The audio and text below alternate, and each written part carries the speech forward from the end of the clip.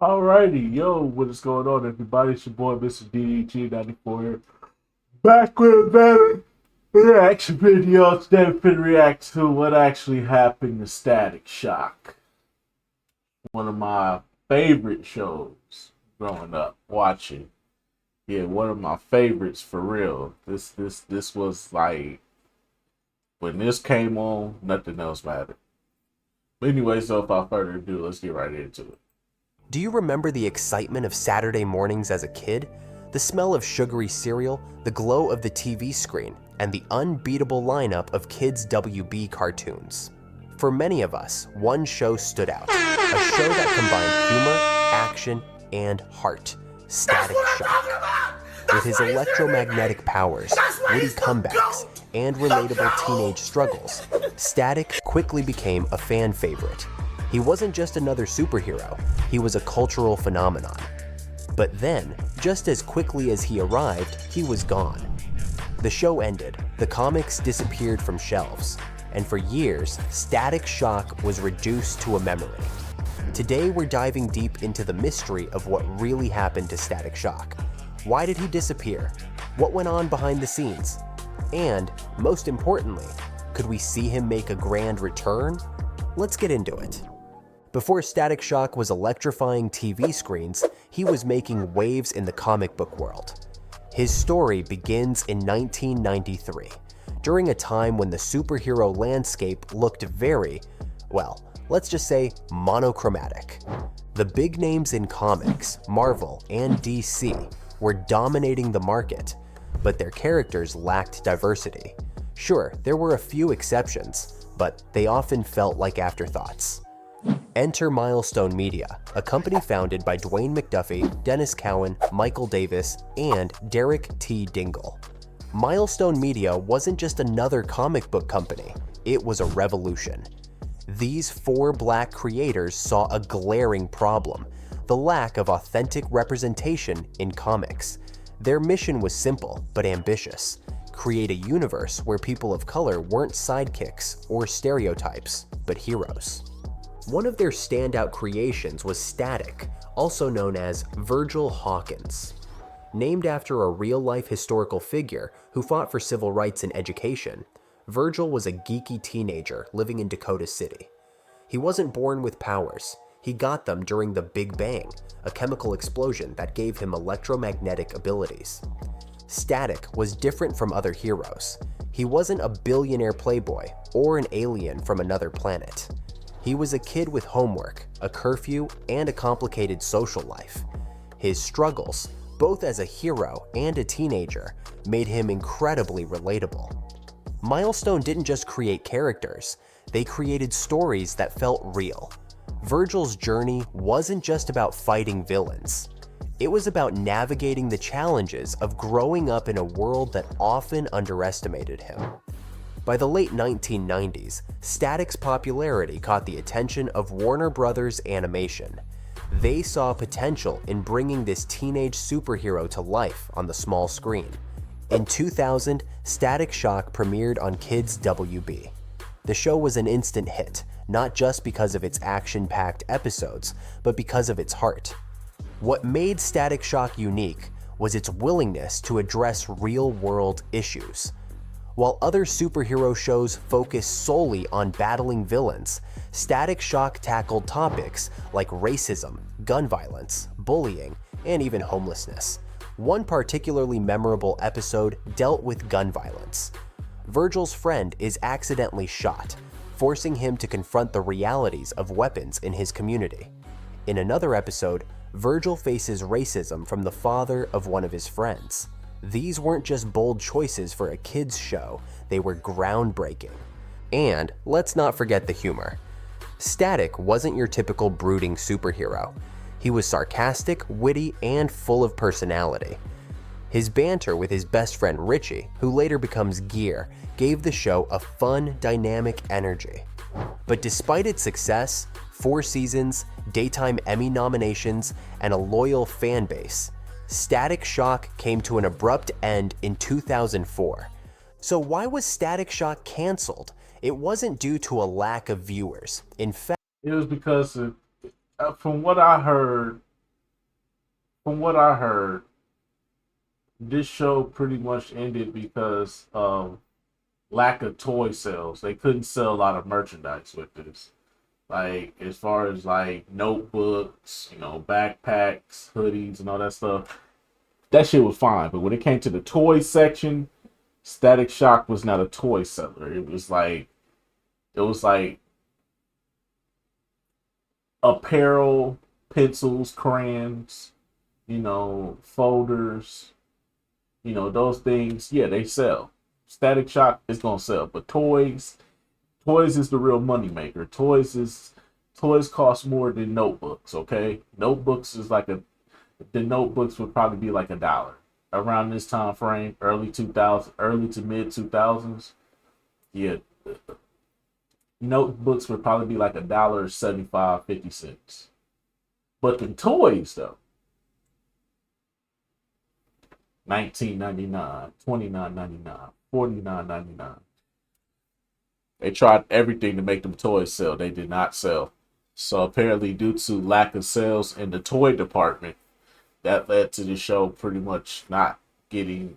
I think the show was too expensive, and they just couldn't keep the funding up. So they was just like, you know what, can it? We got Teen Titans, so that was stupid. Fucking stupid. So stupid. Cause it's goddamn people, man. These money hungry, greedy assholes, man. Fuck these people, bro.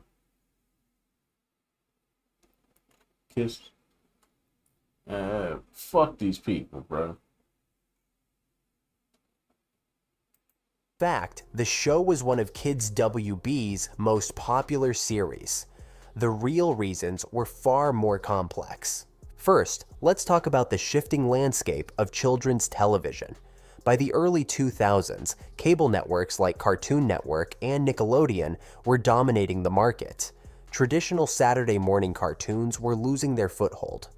Networks like Kids WB struggled to compete, and many shows, including Static Shock, became casualties of this transition. Second, there were challenges with toy sales. In the early 2000s, merchandise played a massive role in determining the success of a show. While Static Shock was beloved by fans, it didn't generate the kind of toy sales that networks were hoping for. Finally, there were budget constraints. Animation, especially the kind that brought Static's electrifying powers to life, wasn't cheap. As network priorities shifted, funding for Static Shock dried up. While Static Shock broke barriers during its 4-season run, fans may be surprised to learn that not every idea the creators had for the series made it to the screen. Behind the scenes, a treasure trove of unproduced scripts and concepts exists. Ideas that, if realized, could have added even more depth and excitement to Virgil's story. One of the most talked about unproduced ideas involved exploring Virgil's relationship with his sister, Sharon. Although Sharon frequently appeared in the series as a grounding figure and occasional comic relief, her character had potential for deeper development.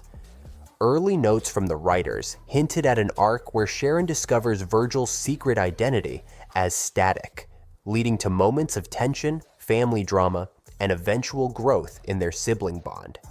This storyline would have highlighted the sacrifices Virgil made as a hero, and how his dual life affected those closest to him. Another scrapped idea involves Static facing a tech-savvy villain inspired by the rise of the internet and digital culture. Tentatively titled Cybervolt, this villain was envisioned as a rogue hacker who could manipulate electronics, hack into databases, and control systems with the same ease that Static controlled electricity. The idea was ahead of its time, reflecting the early 2000s growing fascination That picture was wild. and fear of the digital world.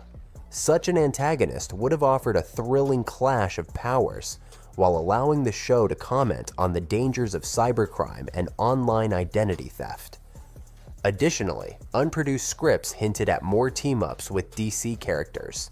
One notable pitch involved a crossover episode with the Teen Titans, where Static would work alongside Robin, Starfire, and the rest of the team. This collaboration could have explored the challenges of teamwork and showcased Virgil's growth as a leader among young heroes. Unfortunately, these plans were shelved due to scheduling conflicts and the challenges of coordinating storylines across multiple series. Lastly, there were discussions about creating an extended arc that delved deeper into Gear's character. While Richie Foley's transformation into Gear was celebrated, his journey as a hero often played second fiddle to Virgil's. An unproduced storyline would have centered on Richie grappling with feelings of inadequacy, questioning whether he belonged in the superhero world alongside Static.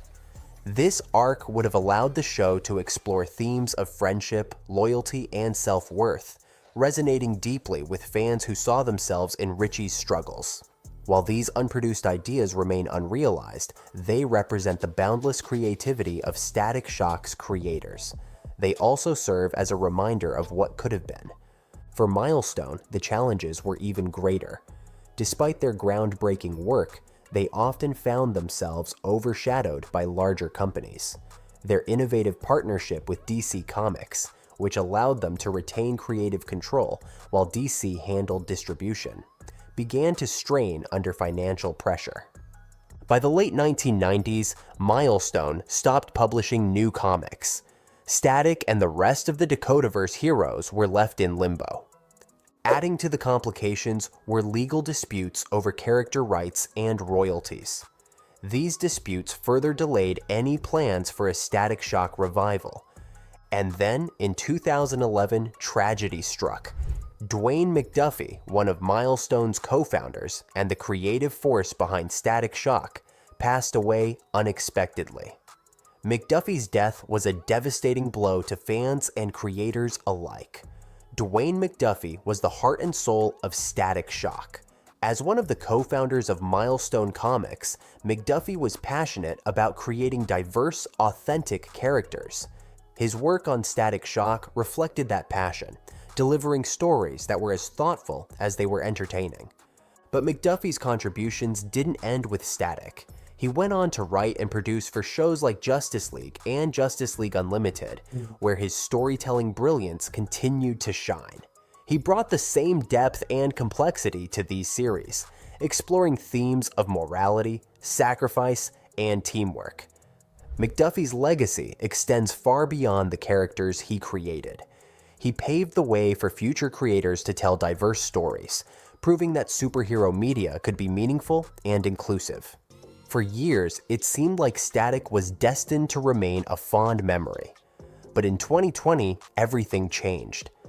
DC Comics announced the relaunch of Milestone Media, now called Milestone Returns. This wasn't just a nostalgic reboot. It was a bold reimagining for a new generation. Static's origin story was updated, and his adventures were brought into the modern era. And then came the big news. Michael B. Jordan, the Hollywood heavyweight behind Creed and Black Panther, announced that he would be producing a live-action Static Shock movie. When is that gonna happen? They've been teasing this since like 2020, bro, or 2019, I should say. Y'all been teasing this since 2019, bro. When we gonna get this Static Shock movie in motion, bro? I'm ready to see some Static Shock movie, bro. I've been waiting for this for quite some time, bro. We ain't even get started. We don't even got a name. Come on, dog. Come on now, dog. Come on, man. I'm just saying. While details about the movie are still under wraps, the announcement sent shockwaves through the fandom.